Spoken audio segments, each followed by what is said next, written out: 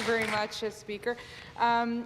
I move that, in the opinion of this House, the Ministry of Health and Long-Term Care should appoint an advisory committee to review jurisdictions where a process is in place to consider life-saving, experimental and high-cost healthcare treatments and otherwise exceptional circumstances for patients. The MOHLTC Advisory Committee should consider Australia's Special Access Scheme, New Zealand's Exceptional Circumstances Framework and High-Cost Treatment Pool, and the UK's National Health Services Experimental and Unproven Treatments Policy, with the view to establish a compassionate catastrophic care program in Ontario for those suffering from rare disease or whose treatments may be experimental or complementary but are not yet covered by the Ontario Health Insurance Program. Ms. MacLeod has moved private member's notice motion number 29 pursuant to Standing Order 98. The member has 12 minutes for her presentation. Thank you very much, Speaker. It's my pleasure to be here today with my colleagues to discuss health care in the province of Ontario and how important that is to many of us. This motion, if passed, could help thousands of Ontario patients whose exceptional health care circumstances have forced them to fundraise or to deplete their savings to pay for life-saving or life-extending treatment, complementary therapies, and even drugs. And I'd like to point out, I think there was a misconception in this House today that this was just for experimental treatment, and that is not the case, Speaker. This is for those people who may have experimental treatments, but it could be complementary. It could be drugs that are not yet covered by the Ontario Health Insurance Program. And I'd be remiss not to point out, I heard a wonderful speech earlier today from Minister Moridi as he talked about the genome in the, and the advances that we're making here in Ontario. And he pointed out something that was very important to me in the context of this debate and gave me a bit of confidence as I came here today, because he reminded me that very shortly we will be celebrating in this province the 100th anniversary of insulin. He also told me something I didn't know, that pacemakers were created right here in the City of Toronto. And I thought to myself, isn't that amazing? As we talk about healthcare and advancements in healthcare, innovation in healthcare, we were talking at one time, these two things that our Canadian medical system is so proud of happened probably right on this street. And they happen here. And they were once experimental, but now they save millions of lives throughout the world.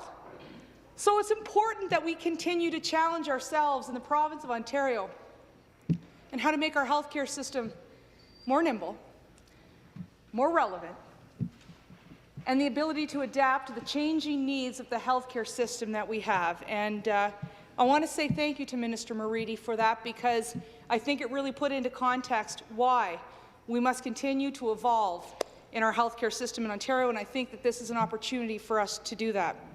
I have a few people in the gallery here, Speaker, today that are suffering from various rare diseases. Carolina Dempsey's here. She's got Schnitzler syndrome. She's here with her son Blake and his friend Sarah. Angela Cavato's here. Fritz Rieger, Riyad Elbar, Hilary Wong Rieger, Marianne Weber, and Angel and Jean Bourdon are here today with their daughter. And is Melanie here? Melanie's here. Melanie is 13 years old, and I got to meet her just about a half an hour ago. And Speaker, sometimes you remember when you're on the floor of this House that there's people that you fight for each and every single day. And I want Melanie to know that we are here today to talk about you and to make sure that the healthcare system in Ontario adapts for you. And I want to say thank you for being an inspiration. Today we're calling on the Ministry of Health to establish an advisory committee that would review jurisdictions with exceptional circumstances policies with a view to creating a compassionate and catastrophic care plan in the province of Ontario. I was asked earlier about those jurisdictions, Speaker, and I want to highlight them a little bit. There's three in particular that are in the Commonwealth that have looked at the types of issues that we're contemplating here with rare diseases and experimental therapies and those drugs that aren't covered by insurance policies. In Australia, they have a special access scheme. The SAS provides arrangements for unapproved therapeutic goods for patients on a case-by-case basis. It takes into special consideration patients who are, quote, seriously ill with conditions from which death is reasonably likely to occur within a matter of months, or from which premature death is reasonably likely to occur in the absence of early treatment. We don't have such a program like this, but New Zealand's Exceptional Circumstances Framework, it's named the Patient Pharmaceutical Assessment. It considers funding decisions for exceptional circumstances that fall outside of funded drugs and treatments on a case-by-case basis, with patients and considerations whether the patient has tried all existing alternatives. They also have a high-cost treatment pool, which is funds set aside by the Ministry of Health for one-off treatments that are not funded by the public health system. And finally, and what I like about this, these are Commonwealth countries. We have so much in common with our parliamentary system and the way we've set up our ministries and the views that we share.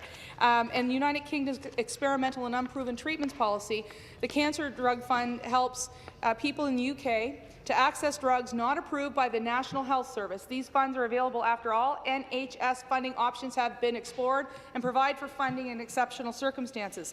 The UK also has a statewide policy that allows local clinical commissioning groups to make decisions on whether to fund drugs or treatments that are not approved by the National Institute for Health and Clinical Excellence. I raise this, Speaker, because I've noticed in my own community that far too many people are maxing out their credit cards, creating GoFundMe campaigns, or hosting fundraisers like benefits or bake sales to pay for their basic health care. This is an increasing trend in Ontario, and it means too many patients are falling through the cracks. And Speaker, just this past weekend I was at the Ross's Independent Grocer where I do my grocery shopping. My friend owns this small little independent grocery store, and I was shocked when I was at the checkout that I had seen yet another person having to do fundraising on October the 16th for their cancer care. And after having learned about all of the different people that I have started to get to know as a result of this work, I was quite shocked. And I'll tell you where it really sort of turned me, Speaker, was this summer. A friend of mine, him and his wife, lost their jobs. The mother had cancer, beat cancer, and their daughter also had cancer. And it came back, and it's terminal. And she's in her early 20s. And she had to deplete her life savings. And her oncologist had suggested that she should have some complementary therapy. And it costs about $120 a week. So our community, and our rugby community, because that is a very important family to me, we came together and we raised the money so that this young girl who has terminal cancer could get those therapies that her doctor, her physician said she needed to take in order to make life a little bit better on the time that she has left here. Our community raised $12,000, and I saw what wonderful people that I represent. I already knew it, but I saw it right then and there. Now, about a month after that, I got a phone call from a man named Hector McMillan. Everyone here is aware of Hector. And when I spoke with Hector, he was pretty disappointed and disillusioned. His battle with pancreatic cancer rivaled his battle with Ontario Health Insurance Program as he desperately tried to have them fund his life-saving surgery. OHIP refused, and he raised money, and now he is successfully recovering in Germany, where he just took that operation. I also mentioned today in question period an Ottawa mother who lives in my constituency. Her name is Lisa Garland. She has 2 sons with cancer, and she told me that her injection, the injections cost $3,000 a month, another $800 for anti-vomiting drugs, and then there is the special diet and then the parking at the hospital, and they had to resort to fundraise. And I don't know, as a mother, Speaker, if I could take all that's been thrown at her, and we all have challenges in our lives, and I know when my dad died of cancer in his 50s, I was in my early 30s. It was the most devastating thing that could have ever happened to me, and he died very quickly. I don't know if I could watch my child, let alone 2, go through it and having to fundraise at the same time. I can't even imagine.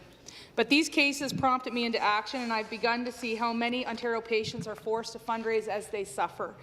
And I think it is a bit of a contradiction of our view of the health care that we have in Ontario. I think every member would agree that the #1 budgetary priority for all of us in this Assembly is the health care budget. There is no question.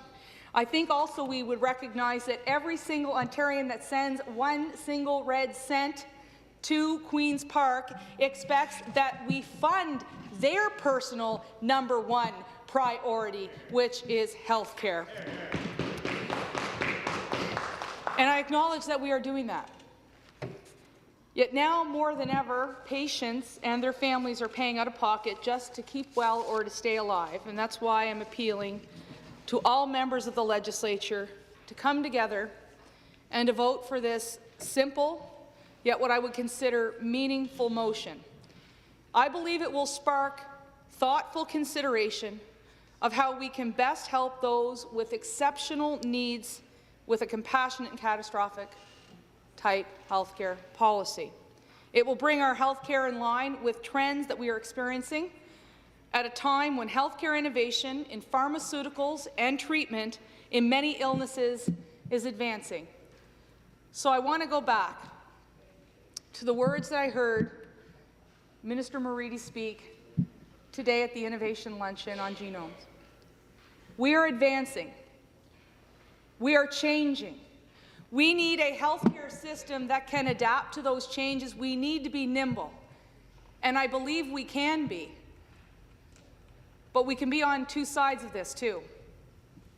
We can pretend everything is fine, and we can leave it as it is. Or we can come together. We can acknowledge everything isn't perfect, and that there are a few people out there that we can help. And we can be on the side of let's fix that problem. A couple of weeks ago, one of my best friends left this chamber, Tim Hudak, and his parting advice to everyone in this assembly was you have a microphone and use it. And so, with that, Speaker, I am using my private member's time to put a level of debate both in the Assembly and through the media and in our community, on how we can best address the healthcare challenges that we face. And I'm proud to be part of a government, part of a legislative assembly, proud to be part of a caucus, where we can have that exchange of ideas and hopefully support each other for the better. And I want to build off the good work of Michael Harris on his rare diseases and the good work of our health critic, Jeffrey Urich, who has been a very effective advocate, and build on the good work of other members in this House who have put forward healthcare reforms and have seen them pass. So all I'm asking for is a committee to the minister who will make considerations on the people who have joined us in the House today. And with that, I look forward to the debate, and I want to thank all colleagues in advance for putting forward their ideas in this debate. Thank you.